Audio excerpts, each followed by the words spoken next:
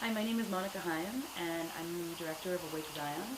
I was born in Colombia. I grew up in Miami, but I've lived most of my life in New York City. Awake Zion is a documentary that explores the mysterious and sometimes unsuspecting relationship between Rastafari and Judaism, which came to me through my experience with reggae music. I've always really been into music, especially African American music and music of the African diaspora. And I've always kind of come at it with a musicologist's eyes, or ears rather. Meaning, I don't just like the sounds, but I want to know about the sound, what shaped the sounds, what was the culture around the sound, what made these things sound the way they did, what is the story behind the sound. And I was always that way with all kind of music. But when I got to reggae, I saw so many elements of my own culture and upbringing embedded in the cover art, in the lyrics, in the whole worldview of Rastafari as I would learn. And of course that made me curious. So that basically launched me on this quest to find out what did I have to do with these African American, men and women in the Caribbean.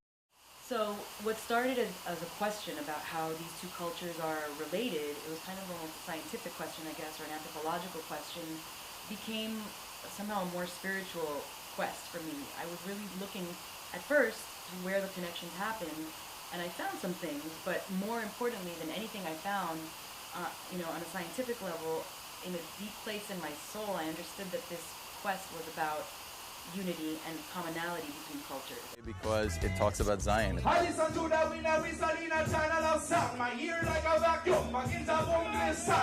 I think in my mind that, they couldn't relate to my life, they couldn't listen to my music. And to see that this guy is holding spirituality with what he has, no exaltation for him, I love that. So I started to understand that the quest was less about finding the actual connections than the idea of seeking these connections. And the film became about documenting this sense of unity that was kind of organically happening just by virtue of me being in Jamaica.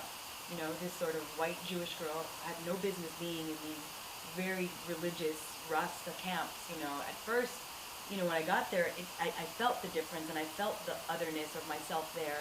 But the more time I spent there just talking, which is basically what human beings need to do with one another at the end of the day, I connected, and I forged a connection that to this day is meaningful in my life, and that my children will learn about, and hopefully my great-grandchildren and grandchildren will learn about. This idea that all you have to do to connect with someone is connect with someone. But as I go on, I start trying to belongs to I. So it belongs to you also?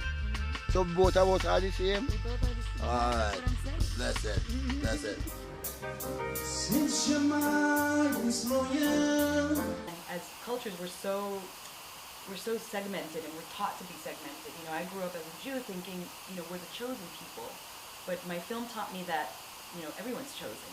And that is kind of the exercise that we all have to do as people. So I did it with Jews and Rastas, but really, you could do the same film about Protestants and Catholics. You could do it about Palestinians and Israelis. You could do it about any cultures or communities that are at odds, because frankly, at the end of the day, we all have the same color blood.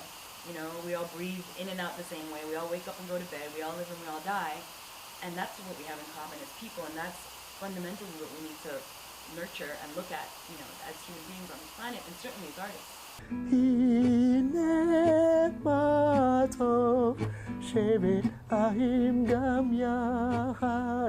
Mr. Super Harmony and me Cashmere Sweater, James Bond, 007, I never look better. Me tap it with my Russian sable makeup. Me don't have the Jamaican rum affair, clear me throat. Man, I'm back one up on the blind date again. Me rather see another lions than that's it. Wheel. The 12 tribes of Israel in the Old Testament, were they Jews or were they black, or were they both? So Rasta really comes from this place of a deep necessity for uprising and resistance and standing up for oneself and one's people and one's culture and one's heritage. And Judaism, you could argue that also comes from that place of preservation from many, many generations of suffering and persecution. So the older generations are so, I guess there's no other word for it than traumatized by that they hold on strong to these, very deeply defined roots, where when someone like me comes along and tries to not necessarily blur those roots, but maybe like braid those roots, it becomes maybe threatening to some people. Oftentimes when I screen the film, I'll have people from both camps, you know, from the older generation voice up and kind of express that. But ultimately, as I always say at these screenings, it's not about this culture or the other, it's about the human.